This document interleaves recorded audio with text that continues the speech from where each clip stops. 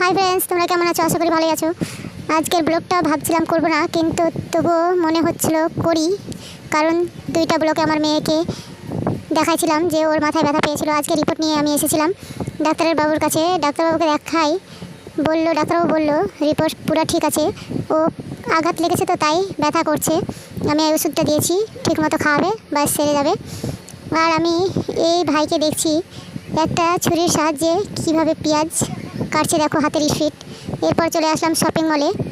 Shopping মলে দেখতে দারুণ লাগছে, আর বাইরে প্রচণ্ড গরম, আর শপিং মলে ঢুকাতে কী ঠান্ডা, এসির হাওয়া বলো কত আরাম। আর দেখো বাচ্চাদের ড্রেসগুলো খুব সুন্দর সুন্দর, মনে হচ্ছে সবগুলোই নিয়ে নিই, কিন্তু কী করবো বলো, নিতে তো পারবো না, তাই তোমাদেরকেও দেখাই। দেখো বাচ্চাদের ড্রেস কী সুন্দর সুন্দর। এই ড্রেসটা আমাকে পছন্দ লাগলো, তাই আমি নাড়াচাড়া করে দেখছি, কিন্তু এর সেট প্যান্ট নাই, তাই আমার